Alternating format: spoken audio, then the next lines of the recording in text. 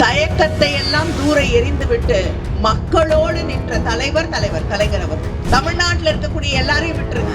உங்களுக்காகவாவது எதையாவது அறிவிச்சாங்களா? எதையாவது செய்திருக்காங்களா? இல்லை.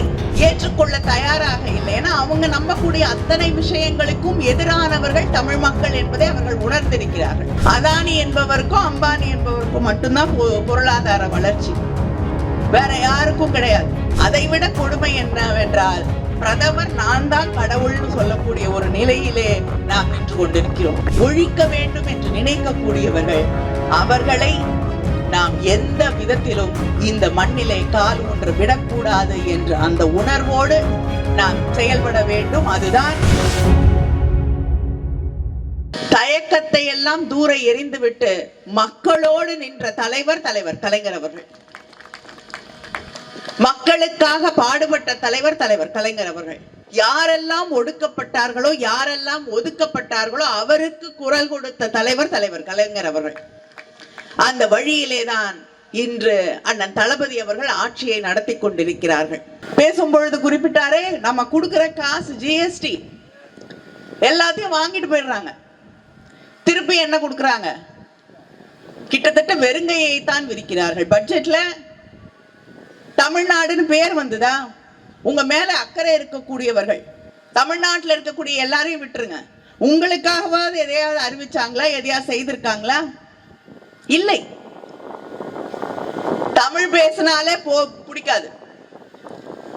தமிழ்நாடு என்றாலே அவங்களுக்கு இடம் இல்லை.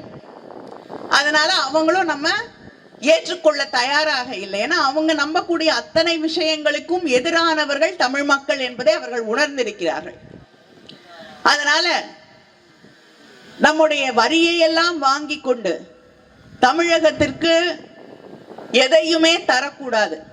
அது கல்விக்கான நம்முடைய உரிமையோடு நாம் பெறக்கூடிய நிதியாக இருக்கட்டும், ரயில்வே துறையிலே நமக்கு தர வேண்டிய நிதியாக இருக்கட்டும், இல்லை என்றால் வரியிலே நமக்கு தர வேண்டிய நிதியாக இருக்கட்டும், ஏன் மழை வெள்ளத்திலே பாதிக்கப்பட்டு மக்கள் வாழ்வாதாரத்தை இழந்து தவித்துக் கொண்டிருக்கக்கூடிய அந்த மக்களுக்கு தர வேண்டிய நிவாரண தொகையை கூட தர மறுக்கக்கூடிய ஒரு ஆட்சி தான் அங்கே நின்று கொண்டிருக்கக்கூடிய, அங்கே ஒன்றியத்தில் இருக்கக்கூடிய பிஜேபி ஆட்சி.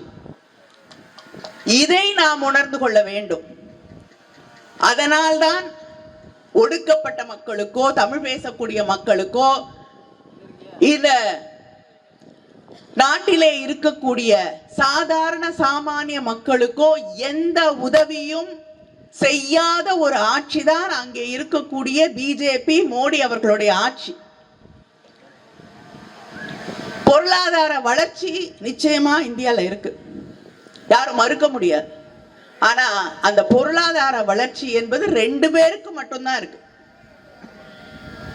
அதானி என்பவருக்கும் அம்பானி என்பவருக்கும் மட்டும்தான் பொருளாதார வளர்ச்சி, வேற யாருக்கும் கிடையாது. லட்சக்கணக்கான கோடிக்கணக்கான சிறு தொழில்கள் மூடப்பட்டிருக்கிறது. அதை பத்தி அவங்களுக்கு அக்கறை கிடையாது. வேலை வாய்ப்பு இல்லாமல் இளைஞர்கள், இளம் பெண்கள், படித்தவர்கள் தவித்துக் கொண்டிருக்கிறார்கள். அதை பத்தி கவலை இல்லை.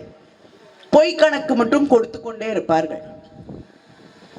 இப்படி தமிழ் மக்களை, சாதாரண சாமானிய மக்களை தொடர்ந்து வஞ்சித்துக் கொண்டிருக்கக்கூடிய ஒரு ஆட்சி, ஒரு கட்சியை நம்பி,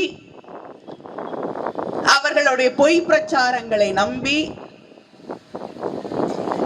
அவர்கள் மதத்தின் வழியாக செய்யக்கூடிய பிரச்சாரங்களை நம்பி, நான் கேட்கிறேன், ஹிந்து மதம் என்பது இன்று மக்கள் வழிபட்டு கொண்டிருக்கக்கூடிய தெய்வங்கள் ஆயிரக்கணக்கான ஆண்டுகளாக இங்கே இருக்கிறது.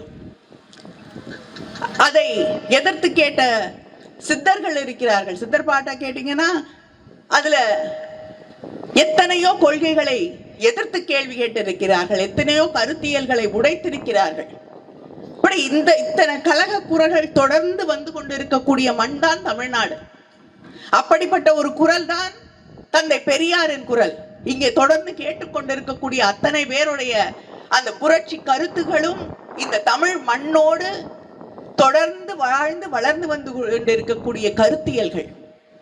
அந்த கருத்தியலை ஒழிக்க வேண்டும், ஒடுக்க வேண்டும் என்று இவர்கள் நினைத்து இன்னைக்கு கோயிலை பாதுகாக்கணும்னா நாங்க தான், உங்களை கடவுள்கிட்ட அழைச்சிட்டு போனோம்னா நாங்க தான், கடவுள் எங்க இருக்காருன்னு கண்டுபிடிச்சு சொல்லணும்னா நாங்க தான். அதை விட கொடுமை என்னவென்றால் பிரதமர் நான் தான் கடவுள்னு சொல்லக்கூடிய ஒரு நிலையிலே நாம் நின்று கொண்டிருக்கிறோம். இவர்கள் யார் என்பதை நாம் உணர்ந்து கொள்ள வேண்டும். உங்களோடு நிற்கக்கூடியவர்கள், இந்த மேடையிலே இருக்கக்கூடியவர்கள், உங்களோடு நிற்கக்கூடிய ஆட்சி திராவிட முன்னேற்ற கழக ஆட்சி, அண்ணன் தளபதி அவர்களுடைய ஆட்சி. கருத்து வேறுபாடுகள் வரலாம், நீங்க எங்களை கேள்வி கேட்கலாம், நாங்க பதில் சொல்ல கடமைப்பட்டு இருக்கிறோம் என்று உணர்ந்தவர்கள். பிஜேபியில போய் அட்டையா கேட்க முடியுமா? நாங்களே பாராளுமன்ற உறுப்பினர்களே கேட்க முடியல. கேள்வி கேட்டா பதில் இல்லை, நாங்க ஒரு கேள்வி கேட்டா அவங்க வேற பதில் சொல்லுவாங்க, அதை பத்தி கவலை இல்லை. இப்படி மக்கள் பிரதிநிதிகளுக்கே மரியாதை கொடுக்க தெரியாதவர்கள் மக்களை எப்படி மதித்து விடுவார்கள் என்று நீங்கள் புரிந்து கொள்ள வேண்டும். அவர்கள் ஆட்சி அதிகாரத்தில் இருப்பதற்காக அவர்களுடைய அந்த கருத்தியல்களை நம் மீது தொடர்ந்து திணித்து கொண்டு நம்மை அடிமைகளாகவே வைத்திருக்க வேண்டும் என்ற அந்த எண்ணத்தோடு செயல்படக்கூடியவர்களை அடையாளம் கண்டு புரிந்து கொள்ள வேண்டும். அந்த அரசியலை நாம் உணர வேண்டும். நமக்குள்ளே 1000 வித்தியாசங்கள் இருக்கலாம், கருத்து வேறுபாடுகள் இருக்கலாம். ஆனால் அத்தனை பேரும் தமிழ் மக்களுக்காக, தமிழ் நாட்டிற்காக குரல் கொடுக்கக்கூடியவர்கள், வெளியிலே இருந்து இங்கே கலகத்தை உருவாக்கக்கூடியவர்கள், நம்முடைய அடையாளங்களை எல்லாம் அழிக்கக்கூடியவர்கள், நம்முடைய வளர்ச்சியை ஒழிக்க வேண்டும் என்று நினைக்கக்கூடியவர்கள், அவர்களை நாம் எந்த விதத்திலும் இந்த மண்ணிலே கால் ஊன்ற விடக்கூடாது என்ற அந்த உணர்வோடு நாம் செயல்பட வேண்டும். அதுதான் நமக்காக உழைத்திருக்கக்கூடிய தலைவர் கலைஞர் அவர்களுக்கோ, முதலமைச்சராக இருக்கக்கூடிய அண்ணன் தளபதி அவர்களுக்கோ நீங்கள் உண்மையிலேயே வழங்கக்கூடிய பாராட்டாக இருக்கும் என்பதை உணர்ந்து கொள்ள வேண்டும். நன்றி, வணக்கம். இதுபோன்ற செய்திகளை மேலும் தெரிந்து கொள்ள எங்களது யூடியூப், ஃபேஸ்புக் மற்றும் ட்விட்டர் ஆப்களை சப்ஸ்கிரைப் செய்யவும்.